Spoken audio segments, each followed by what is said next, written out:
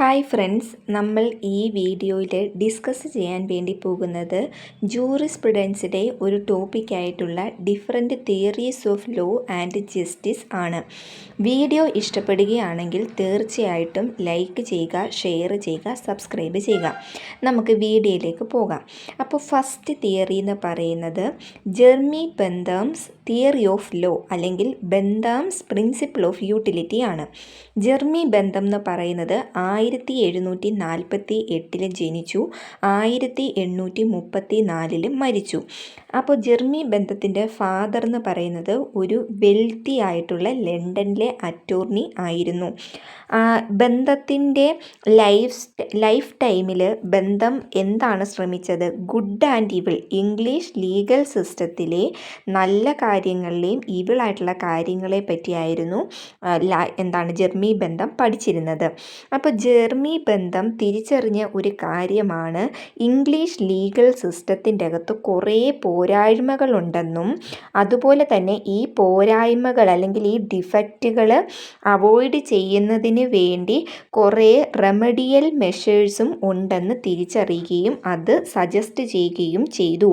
അതുപോലെ തന്നെ ഇംഗ്ലണ്ടിലെ ഒരു ഗ്രേറ്റസ്റ്റ് ലീഗൽ റിഫോമർ തന്നെയായിരുന്നു ജെർമി ബെന്തം എന്ന് പറയുന്നത്. ഇംഗ്ലീഷ് ലീഗൽ റിഫോം നടന്നിരുന്ന സമയത്ത് അവിടുത്തെ ഇൻവെൻറ്ററും പേറ്റൻറ്റിയും ആരായിരുന്നു? ജെർമി ബെന്തമായിരുന്നു.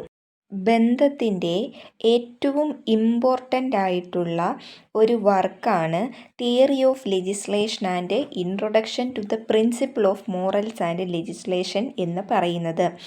ഈ വർക്കിൻ്റെ അകത്ത് ബെന്തം കൺവേ ചെയ്തിരിക്കുന്നത് ബെന്തത്തിൻ്റെ കുറച്ച് ഐഡിയാസാണ്. ബെന്തത്തിൻ്റെ കുറച്ച് ഫണ്ടമെൻ്റൽ ഐഡിയാസ് ഈ വർക്ക് ത്രൂ കൺവേ ചെയ്യുന്നുണ്ട്. അതുപോലെ തന്നെ ഈ വർക്കിൻ്റെ അകത്ത് ബെന്തത്തിൻ്റെ നോർമൽ ആൻഡ് ലീഗൽ ഫിലോസഫി അടങ്ങിയിട്ടുണ്ട്. അതിൻ്റെ പേര് യൂട്ടിലിറ്റേറിയനിസം എന്നാണ്. ബെന്തം ഇവിടെ പറഞ്ഞിരിക്കുന്നത് ഒരു ലെജിസ്ലേറ്റർ നിയമം നിർമ്മിക്കുന്ന സമയത്ത് ഫോളോ ചെയ്യേണ്ട പ്രിൻസിപ്പിളാണ് യൂട്ടിലിറ്റി പ്രിൻസിപ്പിൾ എന്ന് പറയുന്നുണ്ട്.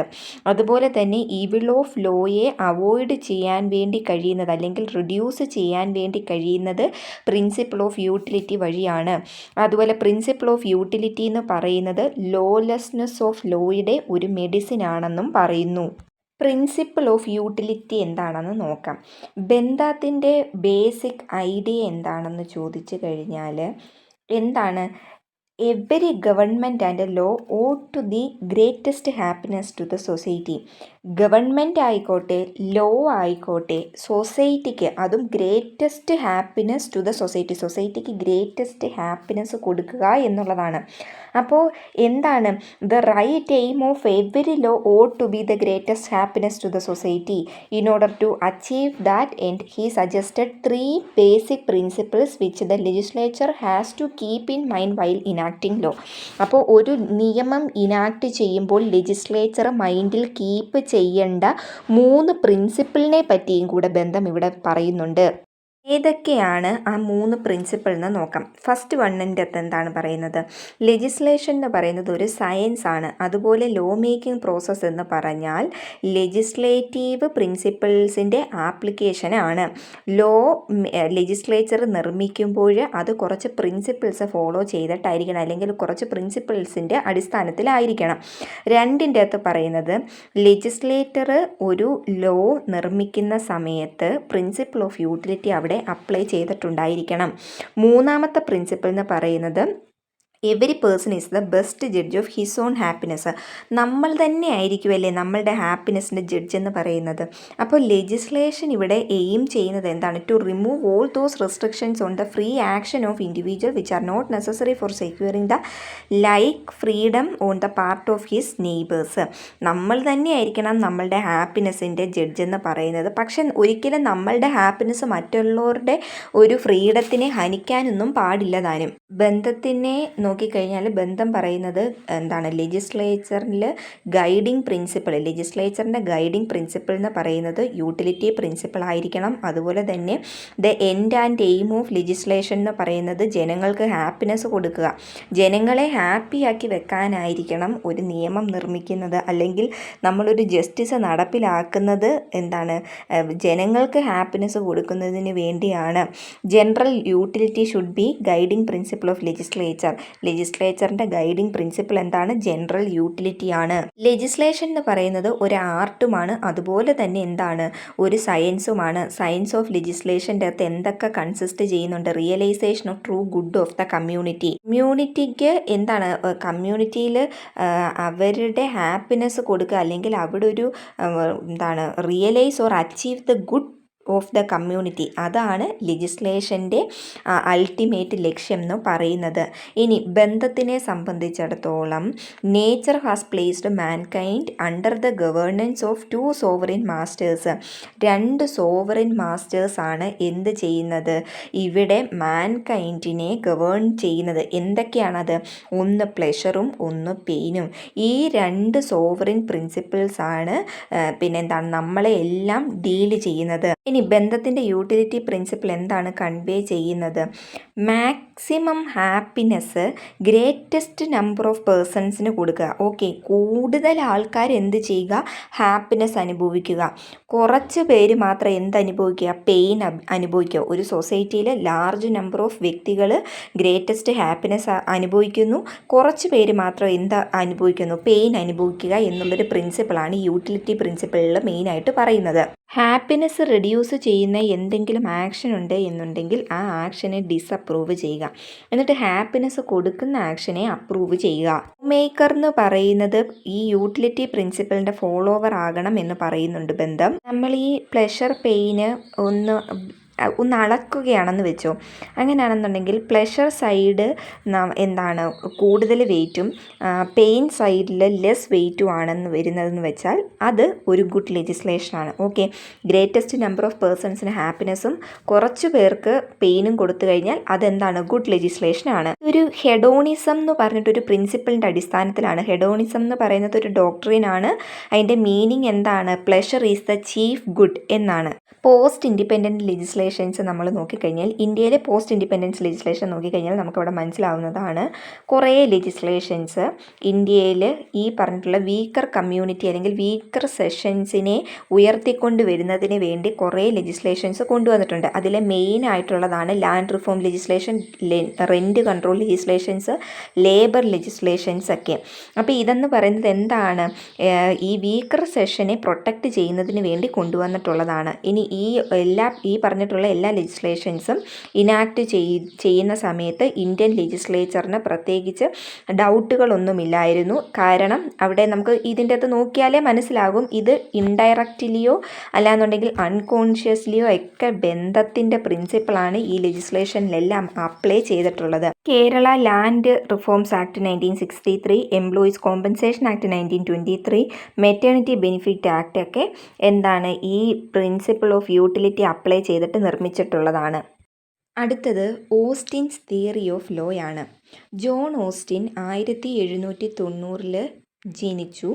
അതുപോലെ തന്നെ 16 വയസ്സുള്ളപ്പോൾ ആർമിയിൽ ജോയിൻ ചെയ്തു. മാൾട്ടയിൽ ലെഫ്റ്റനൻ്റ് ആയിട്ടായിരുന്നു സെർവ് ചെയ്തുകൊണ്ടിരുന്നത്. അങ്ങനെ ആ പോസ്റ്റ് റിസൈൻ ചെയ്തതിന് ശേഷം നിയമം പഠിക്കുകയും 1818 ബാറിൽ ജോയിൻ ചെയ്യുകയും ചെയ്തു. അതിനുശേഷം 7 വർഷത്തെ പ്രാക്ടീസ് ചെയ്തു. വിത്തൗട്ട് സക്സസ് ആയിരുന്നു. 1819 സാറ ടെയ്ലറിനെ വിവാഹം കഴിക്കുകയുണ്ടായി. വിവാഹത്തിന് ശേഷം ജെർമി ബന്ധത്തിൻ്റെയും മില്ലിൻ്റെയും നെയ്ബറായിട്ട് ലണ്ടനിൽ ഇവർ ആ നെയ്ബറായിട്ടാണ് താമസിക്കാൻ തുടങ്ങിയത്. യൂണിവേഴ്സിറ്റി ഓഫ് ലണ്ടൻ ഫൗണ്ട് ചെയ്യുന്ന സമയത്ത് ഓസ്റ്റിൻ ആയിരുന്നു ജൂറിസ്പ്രുഡൻസിൻ്റെ പ്രൊഫസറായിട്ട് അവിടെ അപ്പോയിൻറ്റ് ചെയ്തിരുന്നത്. അപ്പോൾ യൂണിവേഴ്സിറ്റി ഓഫ് ലണ്ടൻ വന്നു കഴിഞ്ഞപ്പോൾ അവിടുത്തെ ജൂറിസ്പ്രുഡൻസിൻ്റെ പ്രൊഫസർ ആരായിരുന്നു? ഓസ്റ്റിൻ ആയിരുന്നു. He spend the next 2 years in preparing his lectures. 2 വർഷം അയാൾ എന്തോ ചെയ്തു? അയാളുടെ ലെക്ചേഴ്സൊക്കെ പ്രിപ്പയർ ചെയ്തു. അപ്പോൾ ഓപ്പണിംഗ് ലെക്ചർ എന്ന് പറയുന്നത് 1828 JS മില്ലർ, റോംലി, അതേഴ്സ് ഇവരെല്ലാം എന്തു ചെയ്തു? ഈ ലെക്ചേഴ്സ് അറ്റൻഡ് ചെയ്തിട്ടുണ്ടായിരുന്നു. ഇനിഷ്യൽ സക്സസ്സിന് ശേഷം ഓസ്റ്റിന് ന്യൂ സ്റ്റുഡൻസിനെ അട്രാക്റ്റ് ചെയ്യുന്നതിൽ നിന്നും ഫെയിലിയർ ആകുകയും എന്ന് പറഞ്ഞാൽ പുതിയ സ്റ്റുഡൻസിനെ ഒന്നും ഓസ്റ്റിന് അട്രാക്റ്റ് ചെയ്യാൻ വേണ്ടി കഴിഞ്ഞില്ല. അതുകൊണ്ട് തന്നെ 1832 ആ പോസ്റ്റ് റിസൈൻ ചെയ്യുകയാണ് ഉണ്ടായത്. അതിനുശേഷം 1832 പിന്നെ ഓസ്റ്റിൻ്റെ വൈഫ് എന്തോ ചെയ്തു? ഈ പറഞ്ഞിട്ടുള്ള ഓസ്റ്റിൻ്റെ വേർഷനെ കുറച്ചും കൂടെ എക്സ്പാൻഡ് ചെയ്തിട്ട് പ്രൊവിൻസ് ഓഫ് ജൂറിസ്പ്രുഡൻസ് ഡിറ്റർമൈൻഡ് പറഞ്ഞ ഒരു ടൈറ്റിൽ വെച്ചിട്ട് 1832 അതെന്ത് ചെയ്തു? പബ്ലിഷ് ചെയ്തു. 1834 ഓസ്റ്റിന് ഈ ലെക്ചേഴ്സ് റിപ്പീറ്റ് ചെയ്തു. പക്ഷേ അവിടെയും എന്തുണ്ടായില്ല? സക്സസ് ഉണ്ടായില്ല. അതിനുശേഷം ഓസ്റ്റിൻ പൂർണ്ണമായിട്ടും ഈ ടീച്ചിങ് ഫീൽഡ് തന്നെ ഉപേക്ഷിക്കുകയാണ് ഉണ്ടായത്. 1859 ഓസ്റ്റിൻ്റെ മരണം സംഭവിച്ചു. 1832 1859 ഇടയിൽ ഓസ്റ്റിൻ കുറേ ആർട്ടിക്കിൾസ് എന്തോ ചെയ്തിട്ടുണ്ടായിരുന്നു? പബ്ലിഷ് ചെയ്തിട്ടുണ്ടായിരുന്നു. ഈ പറഞ്ഞിട്ടുള്ള പ്രൊവിൻസ് ഓഫ് ജൂറിസ്പ്രുഡൻസ് എന്ന് പറഞ്ഞ അതിൻ്റെ സെക്കൻഡ് എഡിഷൻ എന്തോ ചെയ്തു? 1861 ഓസ്റ്റിൻ്റെ വിഡോ എന്ന് പറഞ്ഞാൽ ഓസ്റ്റിൻ വിവാഹം കഴിച്ചിരുന്ന ഓസ്റ്റിൻ്റെ വൈഫ് പബ്ലിഷ് ചെയ്തു. അവിടെ എന്താണ് ചെയ്തത്? ഈ ഹസ്ബൻഡിൻ്റെ നോട്ട്സൊക്കെ ഒന്നും കൂടെ റീകൺസ്ട്രക്റ്റ് ചെയ്തിട്ട് ലെക്ചേഴ്സ് ഓൺ ജൂറിസ്പ്രുഡൻസ് അല്ലാന്നുണ്ടെങ്കിൽ the philosophy of positive law എന്ന് പറഞ്ഞ ഒരു പേര് വെച്ചിട്ടാണ് ഇത് പബ്ലിഷ് ചെയ്തത്. ഓക്കെ, ഓസ്റ്റിനെ ഇംഗ്ലീഷ് ജൂറിസ്പ്രുഡൻസിൻ്റെ പിതാവെന്ന് വിളിക്കുന്നു. ഓക്കെ, അപ്പോൾ ഫാദർ ഓഫ് ഇംഗ്ലീഷ് ജൂറിസ്പ്രുഡൻസ് ആരാണ്? ഓസ്റ്റിൻ ആണ്. Founder of analytical school of jurisprudence ആരാണ്? ഓസ്റ്റിൻ ആണ്. Austin's theory of law is also known as. ഓസ്റ്റിൻ്റെ തിയറിയെ എന്തെന്നും അറിയപ്പെടുന്നുണ്ട്? ഇമ്പരേറ്റീവ് തിയറി ഓഫ് ലോ എന്നും അറിയപ്പെടുന്നു. ഓസ്റ്റിൻ നിയമത്തിനെ 2 തരത്തിൽ ഡിവൈഡ് ചെയ്യുന്നുണ്ട്. ഒന്ന് ഡിവൈൻ ലോയും ഒന്ന് ഹ്യൂമൻ ലോയും. ഡിവൈൻ ലോ എന്ന് പറയുന്നത് ദൈവം മനുഷ്യന് വേണ്ടി നിർമ്മിച്ചതും ഹ്യൂമൻ ലോ എന്ന് പറയുന്നത് മനുഷ്യന് വേണ്ടി സെറ്റ് ചെയ്തതുമാണ്. ഇനി ഈ ഹ്യൂമൻ ലോയെ തന്നെ വീണ്ടും 2ആയിട്ട് തിരിക്കുന്നു. അതിൽ പറയുന്നത് there are certain human laws which are set by political superiors set ചെയ്ത നിയമത്തിനെ പോസിറ്റീവ് ലോ എന്ന് വിളിക്കുന്നു. Second category belongs to the rules of a club or any other voluntary association. ഒരു ക്ലബിൻ്റെ റൂൾസ് അല്ലെങ്കിൽ മറ്റേതെങ്കിലും ഒരു വോളണ്ടറി അസോസിയേഷൻ്റെ റൂൾസ് ആണ് സെക്കൻഡ് കാറ്റഗറി എന്ന് പറയുന്നത്. അപ്പോൾ ഫസ്റ്റ് കാറ്റഗറി ഏതാണ്? പോസിറ്റീവ് ലോസ് ആരാണ് നിർമ്മിച്ചിരിക്കുന്നത്? Political superiors. ഓക്കെ, ഈ പറയുന്ന ഫീച്ചേഴ്സ് എല്ലാ പോസിറ്റീവ് ലോയ്ക്കും ഉണ്ടായിരിക്കുമെന്നാണ് ഓസ്റ്റിൻ പറയുന്നത്. എന്തൊക്കെയാണ് ഫീച്ചേഴ്സ്? ഫസ്റ്റ് വൺ എന്ന് പറയുന്നത് it is set by a sovereign individual or sovereign body of individuals to a person or persons in a state of subjugation to its authors. അപ്പോൾ എന്താണ് sovereign individual അല്ലെങ്കിൽ sovereign body of individuals ആണ് നിയമം set ചെയ്യുന്നത്. Okay, law എന്ന് പറയുന്നത് സോവറിൻ്റെ പ്രൊഡക്റ്റാണ്. സോവറിനില്ല എന്നുണ്ടെങ്കിൽ നിയമവും ഇല്ല. അതുപോലെ തന്നെ സോവറിനുണ്ട് എന്നുണ്ടെങ്കിൽ അല്ലെങ്കിൽ ഒരു നിയമമുണ്ട് എന്നുണ്ടെങ്കിൽ എന്തുണ്ട്? സോവറിനുണ്ട്. അപ്പോൾ സോവറിനാണ് എന്തെന്ന് പറയുന്നത്? ഫസ്റ്റ് ഇമ്പോർട്ടൻ്റ് ആയിട്ടുള്ളൊരു കാര്യം. രണ്ടാമത്തെ പ്രിൻസിപ്പിളിൽ പറയുന്നത് എല്ലാ പോസിറ്റീവ് ലോയ്ക്കകത്തും ഒരു കമാൻഡ് സെറ്റ് ചെയ്തിട്ടുണ്ടായിരിക്കും. ആ കമാൻഡ് എന്ന് പറയുന്നത് ഒരു ജനറൽ റൂൾ ഓഫ് കണ്ടക്റ്റ് ആയിരിക്കും. സോവറിനാണ് അത് കണ്ടക്റ്റ് ചെയ്തിരിക്കുന്നത്. പിന്നെ ആർക്ക് വേണ്ടിയാണ്? ഒരു സൊസൈറ്റിയിൽ അല്ലെങ്കിൽ ഒരു ഇൻഡിപെൻഡൻറ്റ് പൊളിറ്റിക്കൽ സൊസൈറ്റിയിലുള്ള മെമ്പറിനോ അല്ലെങ്കിൽ മെമ്പേഴ്സിന് വേണ്ടിയോ സെറ്റ് ചെയ്ത് വെച്ചിരിക്കുകയാണ്. Okay, command set as general rules of conduct by a sovereign to a member or members of the independent political society wherein the author of the law is supreme. അവിടെ author of law ആയിരിക്കും എന്തെന്ന് പറയുന്നത്? Supreme എന്ന് പറയുന്നത്. അതുപോലെ തന്നെ it is the command of a determinate human സുപ്പീരിയറിൻ്റെ command ആയിരിക്കും ഇതെന്ന് പറയുന്നത്. അതുപോലെ തന്നെ to an inferior and is accompanied by a sanction. അപ്പോൾ സുപ്പീരിയർ ഇൻഫീരിയറിന് കൊടുക്കുന്ന എന്താണ്? ഒരു കമാൻഡാണ്. സുപ്പീരിയർ ഇൻഫീരിയറിന് കൊടുക്കുന്ന കമാൻഡാണ് ലോ എന്ന് പറയുന്നത്. അതിൻ്റെ അകത്ത് എന്തും കൂടെ കാണും, സാങ്ഷൻ കാണും. സാങ്ഷൻ എന്ന് പറഞ്ഞാൽ പണിഷ്മെൻറ്റ്. അപ്പോൾ ഈ ജനങ്ങൾ ഈ ലോ ഒബേ ചെയ്യുന്നത് എന്തുകൊണ്ടാണ്? Fear of punishment. നമ്മളിപ്പോൾ ഒരു കുറ്റം ചെയ്യാൻ പോകുമ്പോൾ നമുക്ക് ഓക്കെ അയ്യോ വേണ്ട ചെയ്യണ്ട, എനിക്ക് ഇത് ചെയ്തു കഴിഞ്ഞാൽ പണിഷ്മെൻറ്റ് കിട്ടും, അങ്ങനൊരു ഫിയർ കാരണമാണ് എല്ലാവരും എന്ത് ചെയ്യുന്നത്? കുറ്റങ്ങൾ ചെയ്യാതെ പിന്മാറുന്നത്. പോസിറ്റീവ് ലോയുടെ ഫീച്ചർ നിർമ്മിച്ചിരിക്കുന്നത് ഒരു ഡെഫിനിറ്റ് ആയിട്ടുള്ള അല്ലെങ്കിൽ ഒരു ഡിറ്റർമിനേറ്റ് ആയിട്ടുള്ളൊരു സോവറിൻ പൊളിറ്റിക്കൽ അതോറിറ്റി ആയിരിക്കും. നമുക്കിപ്പം ഇന്ത്യയിലേക്ക് തന്നെ നോക്കിക്കഴിഞ്ഞാൽ സ്റ്റേറ്റിൽ ആരാണ് നിയമങ്ങൾ നിർമ്മിക്കുന്നത്? പാർലമെൻറ്റും സ്റ്റേറ്റ് ലെജിസ്ലേച്ചറും ആണല്ലോ. അതാണ് ഇവിടെ ഉദ്ദേശിച്ചിരിക്കുന്നത്. ചുരുക്കി പറഞ്ഞാൽ അതാണ് ഇവിടെ പറയുന്നത്. അപ്പോൾ സോവറിൻ പൊളിറ്റിക്കൽ അതോറിറ്റിയിലാണ് പിന്നെ എന്ത് ചെയ്തിരിക്കുന്നത്? നിയമം നിർമ്മിക്കാനുള്ള പവർ വെസ്റ്റ് ചെയ്തിരിക്കുന്നത്. അത് ചിലപ്പോൾ ഒരു സിംഗിൾ പേഴ്സൺ ആയിരിക്കാം, അല്ലെങ്കിൽ ഒരു ബോഡി ഓഫ് പേഴ്സൺസും ആയിരിക്കാം. പിന്നെ പറയുന്നത് എന്താണ്? നമ്മൾ ഈ ഫിയർ ഓഫ് പണിഷ്മെൻറ്റ് കാരണമാണ് കുറ്റങ്ങളൊന്നും ചെയ്യാതെ ലോ ഒബേ ചെയ്യുന്നത്. ഈ ഓസ്റ്റിനെ സംബന്ധിച്ചിടത്തോളം ലോയ്ക്ക് 4 എലമെൻറ്റ്സ് ആണുള്ളത്. ഏതൊക്കെയാണ്? Command, sanction, duty, sovereignty. 4 important കാര്യങ്ങളാണ് എന്തിലുള്ളത്? നിയമത്തിലുള്ളതെന്നാണ് പറയുന്നത്. ഓസ്റ്റിൻ്റെ തിയറിയുടെ ക്രിറ്റിസിസം ഇവിടെ പറയുന്നുണ്ട്. സർ ഹെൻറി മെയ്ൻ എന്താണ്? ഹിസ്റ്റോറിക്കൽ സ്കൂളിൻ്റെ എക്സ്പോണൻ്റ് ആണെന്ന് നമ്മൾ പഠിച്ചു. ഇപ്പോൾ ഹെൻറി മെയ്ൻ ഇവിടെ ഓസ്റ്റിൻ്റെ തിയറിയെ ക്രിട്ടിസൈസ് ചെയ്തിരിക്കുകയാണ്. എന്ന് പറഞ്ഞാൽ ലോ എന്ന് പറയുന്നത് സോവറിനുമായിട്ട് ലിങ്ക് ചെയ്ത് ഇൻവേരിയബിളി ലിങ്ക് ചെയ്ത് കിടക്കുകയല്ല എന്നാണ് പറയുന്നത്. പണ്ട് കാലങ്ങളിൽ എങ്ങനെയായിരുന്നു? ഒരു കസ്റ്റം എന്ന് പറയുന്നത് നമുക്കറിയാം ഇമ്മെമ്മോറിയൽ യൂസേജ് ആണല്ലേ. കസ്റ്റം ഉണ്ടാകുന്നത് ഇമ്മെമ്മോറിയൽ യൂസേജ് ആണ്. നമ്മളിങ്ങനെ നമ്മൾക്ക് അറിഞ്ഞുകൂടെ എന്നാണ് ഈ ഒരു കസ്റ്റം ഉണ്ടായത്. ഇപ്പോൾ ഒരു താലി കെട്ടെന്ന് പറഞ്ഞൊരു കസ്റ്റം നമുക്ക് കൃത്യമായിട്ട് പറയുവാണെങ്കിൽ ചിലപ്പോൾ പറയാൻ നമ്മളുടെ ഓർമ്മയിൽ പോലും ഉണ്ടായിരിക്കത്തില്ല. വർഷങ്ങൾക്ക് മുന്നേ ഉള്ളൊരു കസ്റ്റമാണല്ലേ അത്. ആ കസ്റ്റം കൈമാറി വന്നു. അപ്പോൾ ഇമ്മെമ്മോറിയൽ യൂസേജ് വഴിയാണ് ഇത് വരുന്നത്.